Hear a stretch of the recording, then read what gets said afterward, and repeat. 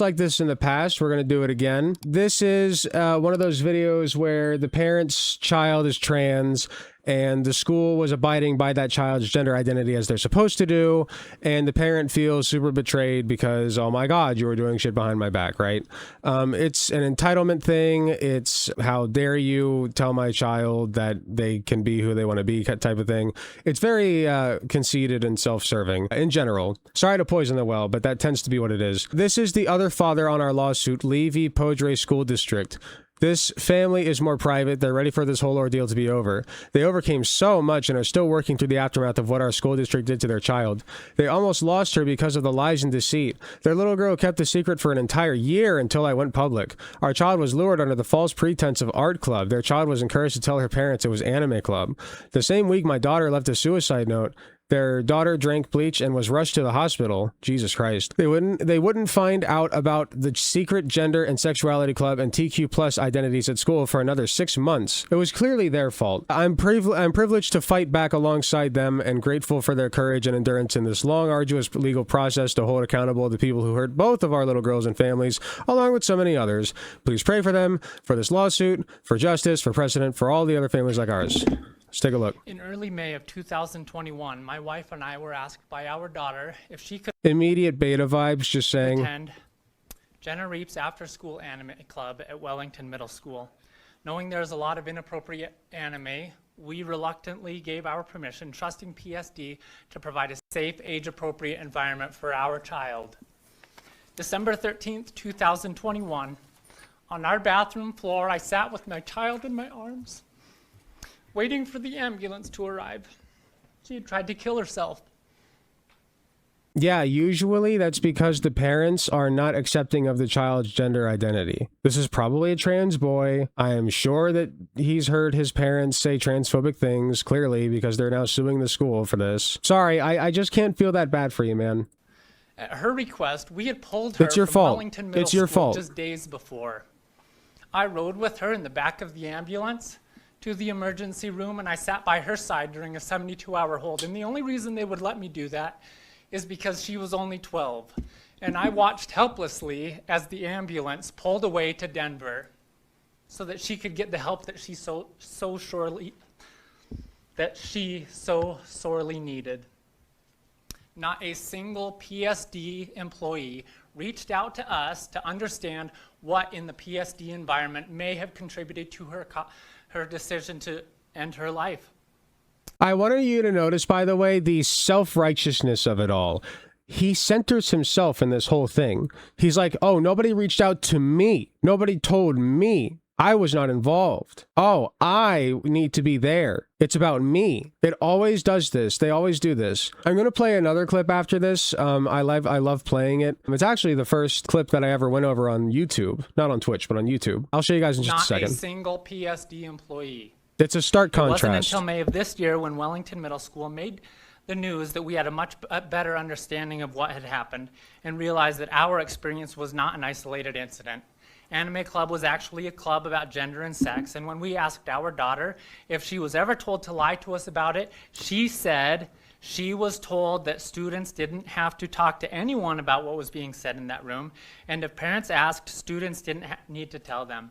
And it felt like a slap in... I mean, they don't. You don't need to tell like your parent what happens in math class either. Like every single thing that happens in math class, like you don't need to know everything. You don't, okay? And clearly you don't need to know a lot of things because, again, I stress this is your fault. The face to me to listen to Brian. See, a slap in the face to me.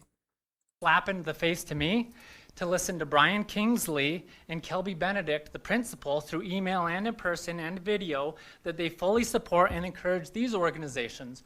Okay, let me be real. If it were me, if it were my kid, right? Let's take the trans thing out of it. Let's say that the school is indoctrinating my kid to be like a Christian nationalist, right? I wouldn't sound like this, okay? My indignance would be about the fact that you corrupted my child, okay? And I'd say, you think about my child's future. Like, they completely altered the brain chemistry of my child, and now they're gonna have to go their whole life with this nonsense, this garbage in their head. Like that I'll never be able to get that back, you know? Not completely, So, especially if they're doing it for like 6 or 7 months. I'm just saying, it's very self-centered. Organizations that they know bring with them a highly elevated suicide rate. Okay, what brings the suicide rate, according to all of the studies, is people like you. When we met with Kelby, he told us, I am proud of the community that we've created in Wellington. A community Notice, that led... it always seems to be the people with parents that don't accept them that do this. Isn't that weird? That tried to commit suicide. Isn't that odd? I'm not saying that it's never happened with a trans person who has accepting parents. I'm sure it has. But the most of the time, and this is just me speculating, I don't know the exact stats, but what the stats do say is that the more a trans person is accepted and loved in their gender identity as they are, the less likely, by magnitudes, they are to try to commit suicide. So I'm just pointing that out. If you want my guess, this probably happens a lot more to parents who are transphobes. To my daughter's decision to try and end her life.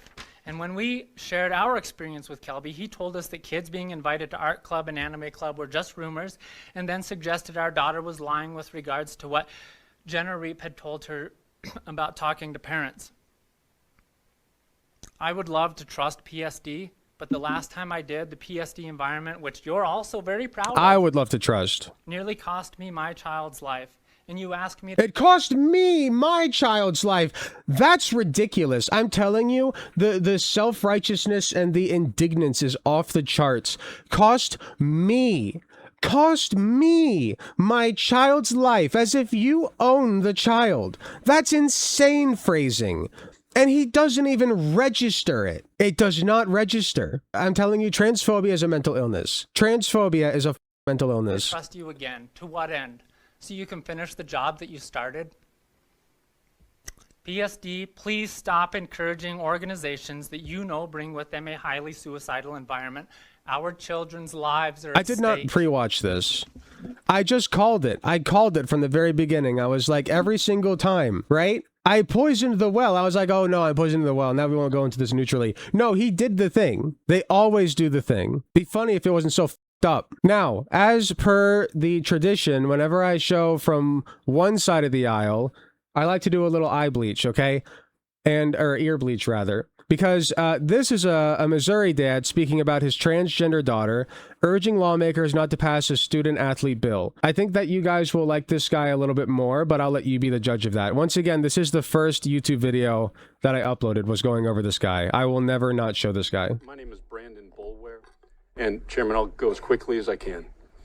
I'm a Notice the lifelong difference. Missourian. By the way, while I'm a you watch business this, boy. I'm going to let this play through with no interruptions.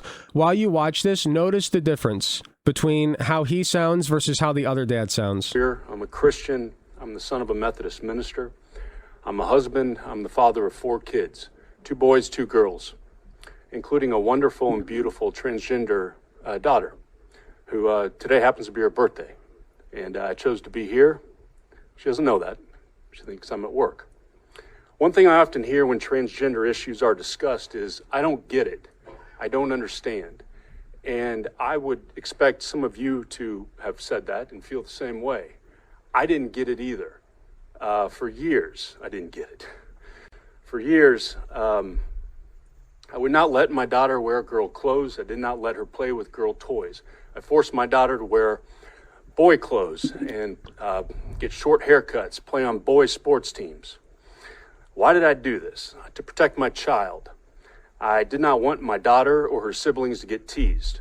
And truth be told, I did it to protect myself as well. I wanted to avoid those inevitable questions as to why my child did not look and act like a boy. My child was miserable. I cannot overstate that. She was absolutely miserable, especially at school. No confidence, no friends, no laughter. I honestly say this, I had a child who did not smile. We did that for years. We did that against the advice of teachers, therapists, and other experts. I remember the day everything changed for me. I'd gotten home from work, and my daughter and her brother were in the front lawn. And my daughter had sneaked on one of her older sister's play dresses. And they wanted to go across the street and play with the neighbor's kids. It was time for dinner. I said, come in. She asked, can she go across the street? I said, no. She asked me if she went inside and put on boy clothes, could she then go across the street and play? And it's then that it hit me that my daughter was equating being good with being someone else. I was teaching her to deny who she is. As a parent, the one thing we cannot do, the one thing, is silence our child's spirit. And so on that day, my wife and I stopped silencing our child's spirit. The moment we allowed my daughter to be who she is, to grow her hair, to wear the clothes she wanted to wear, she was a different child. And I mean, it was immediate. It was a total transformation. I now have a confident, a smiling, a happy daughter. She plays on a girls' volleyball team. She has friendships. She's a kid. I came here today as a parent to share my story. I need you to understand that this language, if it becomes law, will have real effects on real people. It will affect my daughter. It will mean she cannot play on the girls' volleyball team or dance squad or tennis team. I ask you, please don't take that away from my daughter or the countless others like her who are out there. Let them have their childhoods. Let them be who they are. I ask you to vote against this legislation. So yeah, night and day difference. Night and day difference. Okay? That's a transphobic parent versus a trans positive parent. All right? I just like doing the comparison and showing you guys who the real good parent is. Okay? It's the trans positive one every time. You don't like when will it hit people? When will it hit that like parents are literally just abusing their children into being the person that those parents want their children to be? It's selfish. It's narcissistic. It's pathological is what it is, okay? Because your kid was born with one set of genitalia and now they have to have all the things associated with that genitalia. That's sick. That's a fetish. You're fetishizing your child. Stop. Disgusting. And yes, to end on a positive note, the other dad, I love showing that one because, you know, he's such a genuine guy. Like he reflected on this and you know, I have as well. And I've been transphobic in the past. I used to be a transphobe, guys. You know, I'm not proud of it, but it's true. And he took the time to reflect on that and say, yeah, I was shitty to my daughter because I didn't understand. And I feared the thing that I didn't understand. And that takes a lot of balls which these parents will never sprout. Some of them. So kudos to this guy as always. Other dad, I'm sorry. Your daughter trying to commit suicide. That was entirely your fault. Sorry, not sorry. Hi, thanks so much for watching and making it to the end of the video. I just wanted to let you all know that I love and appreciate everybody in my community, whether you can support me financially or just by liking, commenting, and sharing my videos. It helps way more than you know. That being said, I do want to give a very special thanks to my tier 4 subs, which would be Space Timid and Hot Take Andy. And thanks so much to my monetary subscribers from any of the tiered subs or anybody who gives me money in any form, including going to my Patreon shop, donating money to me directly. It all helps way more than you know. If you do decide to help me financially, you can get some really cool perks like early access to content, exclusive access to censored videos, also some really cool badges next to your name. Even if you can't afford a monetary subscription, just watching, sharing, and commenting on my content helps way more than you know. Thanks again, and I will see you all in the next video.